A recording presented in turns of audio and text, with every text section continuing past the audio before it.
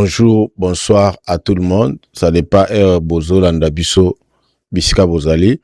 Tout est quoi Sabino Awake Basango Basalaki communiqué na bango Oyo Bazolo Bela Makambu ya changement constitution to ya révision ya constitution.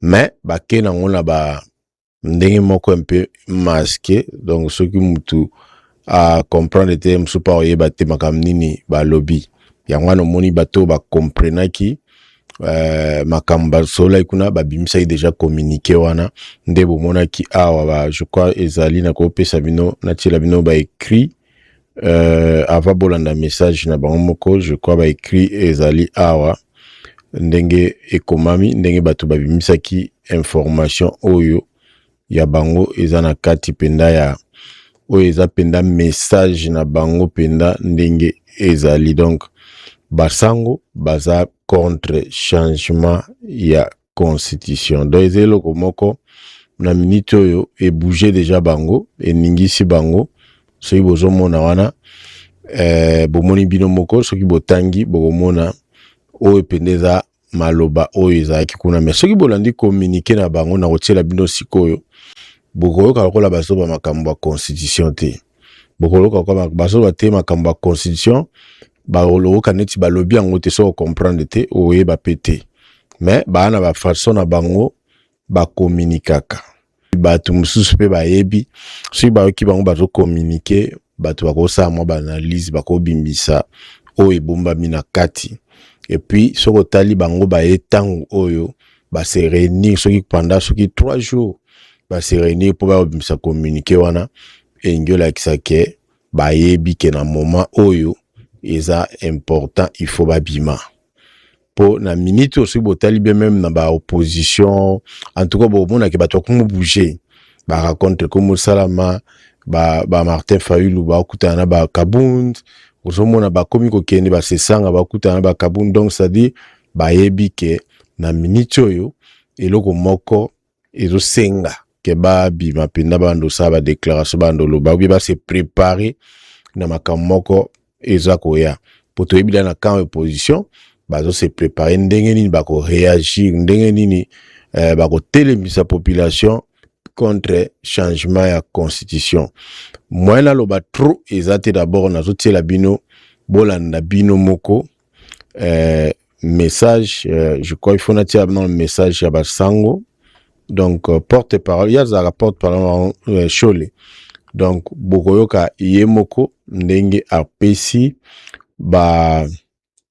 apesi communiquer na bango ndenge makamu na bango elekaki. Donc ngela kisa siko pena ke na opposition na église catholique bako telema église protestante bako telema po babundisa sikoyo likambo ya etali changement ya constitution. Merci bolandi déclaration au bokomona ke pona basango pour le moment eloka rolobela eza beaucoup plus nde makambu ya dialogue. Donc bango bazo beta c'était mingi kana makambu ya dialogue. Donc to landana nous communiquer oyo bato bele bojita ya kolanda ngote yango to epoto tshela bino yango bolanda. Mission prophétique de l'Église et communion épiscopale. Déclaration de la Conférence épiscopale nationale du Congo Senko à l'issue de la session extraordinaire de l'Assemblée plénière du 23 au 25 mars 2026. Nous, cardinal, archevêque et évêques membres de la Senko, réunis en session extraordinaire de l'Assemblée plénière du 23 au 25 mars à Kinshasa, nous sommes penchés sur notre mission prophétique et le vécu de notre communion épiscopale. Fidèle à la parole de Dieu, proclame la parole, intervient à temps et à contre-temps, dénonce le mal, encourage, 2 Timothée 4.2, à la tradition, et marchant sur les pas de nos vénérés prédécesseurs, cardinaux et évêques, nous réaffirmons notre détermination à poursuivre contre vents et marées notre mission prophétique. Notre objectif est de contribuer, entre autres, à la promotion de la dignité inaliénable de la personne humaine et au bien-être du peuple congolais. Dès lors, face à la situation sécuritaire et humanitaire dégradante de notre pays, nous ne saurons nous taire. Comme l'a si bien dit le pape François lors de son voyage apostolique dans notre pays, l'Église ne peut pas rester indifférente ou muette face aux injustices et aux douleurs qui frappent les populations. Certes, la communauté politique et l'Église sont indépendantes l'une et l'autre et autonomes dans le domaine qui est le leur, mais elles sont appelées à collaborer car toutes deux sont au service de la vocation personnelle et sociale de mêmes hommes. L'Église a donc le droit de prêcher la foi en toute liberté, d'enseigner la doctrine sociale sans aucune entrave, de porter un jugement moral, même sur des affaires qui regardent l'ordre politique, quand les droits fondamentaux de la personne humaine et le salut des âmes l'exigent. Gaudium et Spes, numéro 76. Soucieux de la paix et de la sacralité de la vie humaine, nous sommes convaincus que le dialogue est supérieur à la guerre. Comme l'a affirmé avec justesse le pape François, la guerre est toujours un échec de la politique et de l'humanité, une capitulation honteuse.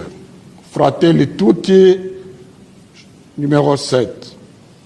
Ainsi, rappelons-nous la pertinence de l'initiative Pacte social pour la paix et le bien vivre ensemble à RDC et dans la région des Grands Lacs, à ne surtout pas confondre avec un dialogue visant le partage du pouvoir.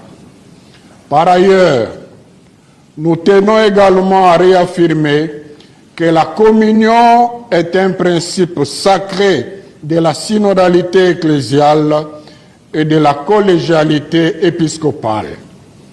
C'est dans cet esprit que sont toujours élaborés les messages et déclarations de la SENCO, que certaines personnes s'évertuent sournoisement à discréditer notre mission, à semer la zizanie entre nous ou à nous engager à une sorte de guerre de religion, raison pour laquelle nous exhortons nos fidèles catholiques, les femmes et les hommes de bonne volonté, au discernement, à la prudence et à la bienveillance. À l'approche des fêtes pascales, puisse le Seigneur, par l'intercession de la bienheureuse Vierge Marie, Reine de la paix, bénir la RD Congo et son peuple. À la signature, tous les évêques membres de l'Assemblée plénière présents à cette réunion, à cette assemblée, je vous remercie.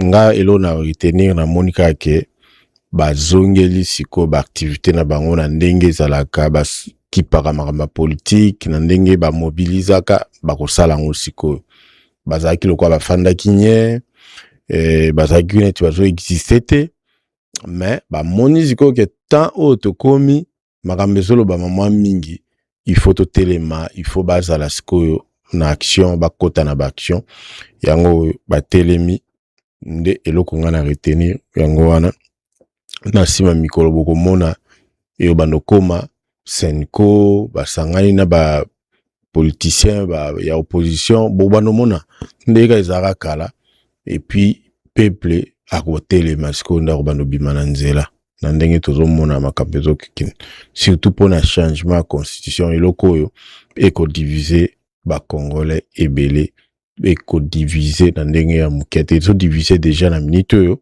bato baza sikoyo déjà mutu na mutu akomopesa baide na ye bamosusu baza pour bamosusu baa contre donc ekokende mabe bolandaki déclaration ya Joseph Kabila alobi soudanisation ya RDC donc makambo ezokende mabe. Merci beaucoup.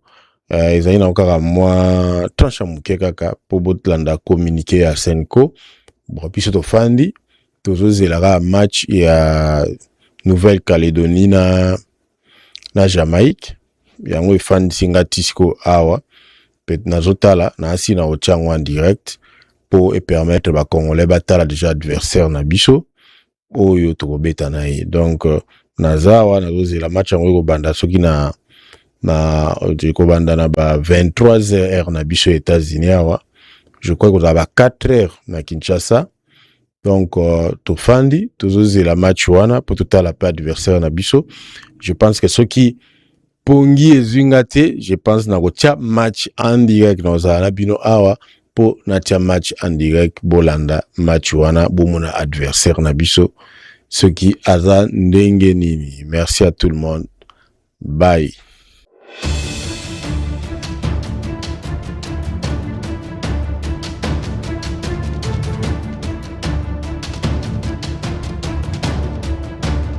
Johnny Mitch is the king. Woo! Johnny Mitch is the king. Johnny Mitch is the king.